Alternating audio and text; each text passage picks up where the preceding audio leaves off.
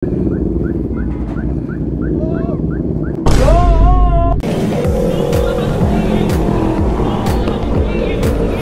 mo makakuha ng 10% discount sa Pops Pa-Install? Gamitin lang ang aking code.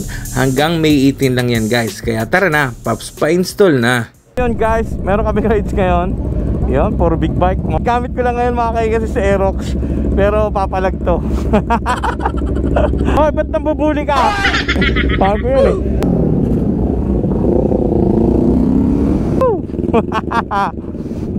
Aray ko.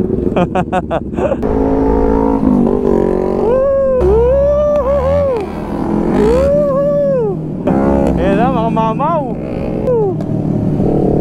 So dito guys sa may Shell Marcos Highway is regroup muna kami.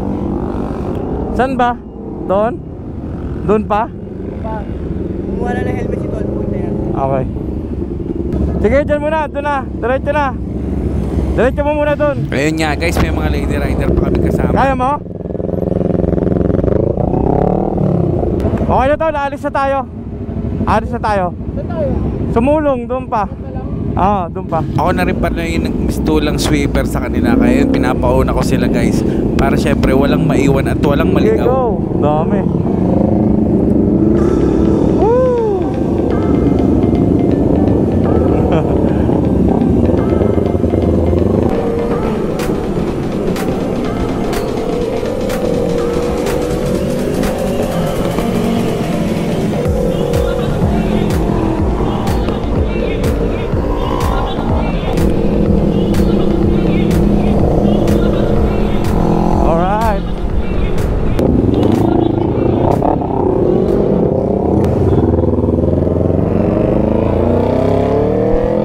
Siyempre gagayad natin mga tropa.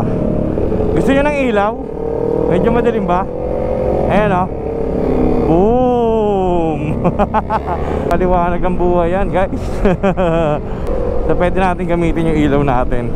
So ang ilaw natin guys, hindi basta-basta ginagamit yan sa mga madiliwanag na lugar ha. So pag ganito lang, medyo madilim yung mga ilaw sa poste. Yan, pwede yan.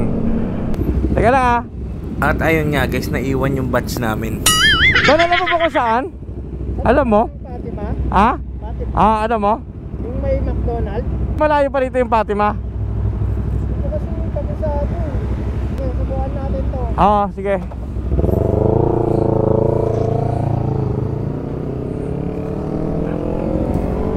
Ha?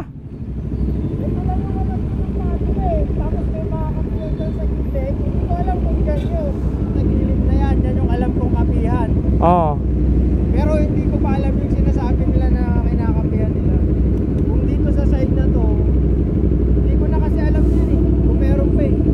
Saan siya kanina? Papuntang Marilaki daw yan eh. Papuntang Marilaki daw yan. Ipasumulong lang tayo. Sumulong lang. Okay, diretso lang kami. U-turn tayo, may U-turn dyan. Sige. Okay. Sige. May dyan? So ayun nga guys, medyo naligaw kami. Nauna na kasi yung mga tropa.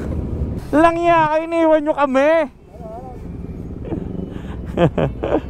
Wala pa, siyempre, ba't yung walay ka sa amin? Bago magkumanan.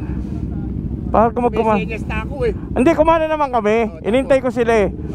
Inintay ko sila. Tapos sabi ko kay Sir Jan Lere, ay say kay Resback, asa na sila? Hindi ko alam eh, nauna nang bibilis. Aba teka, anong pinagkakaguluhan dito ng mga tropa? Ito pala si lady rider namin. So ngayon guys, nandito kami guys sa may Antipolo, sa may Kapihan. So night ride kami syempre. Tamang kulitan din, tamang kwentuhan habang naghihintay ng mga order namin na pagkain.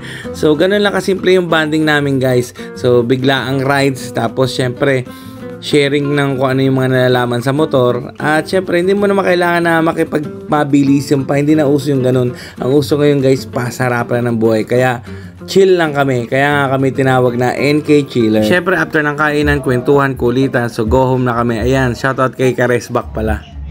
Ayun, medyo inaalalayan niya ni Kuya Sunny yung mga lumalabas na tropa natin kasi medyo mabasa. So pag hindi ka nagdahan-dahan guys, so may possibility talaga na matumba ka. Lalo na kasi itong motor namin guys, medyo may kabigatan kasi itong NK, 206 kg siya. So partida wala pang mga accessories tsaka gas yun.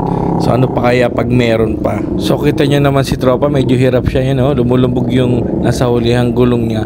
Kaya kailangan talagang alalayan. At ito na nga guys, ito panoorin nyo kung anong sunod na mangyayari. So dahil nag-aalalay dun si Kuya Sunny, hindi niya naalalayan ito si Sir Jan. Ayun, at ito nga, mabigat. Ayun, at biglang natumba na. Buti lang at walang injury, Sir Jan. And yung motor naman ay may crash guard. Ano? Buti may crash guard, no? Wala naman nagasgas, ano? Wala, oo, okay lang yan. Nadali. So ito na nga guys, yung motor na natumba, okay na. Wala naman masyadong naging gasgas na may crash guard. And okay naman Sir Jan. So all in all, goods naman lahat guys. So hanggang dito na lang guys. Godspeed to all, then ciao.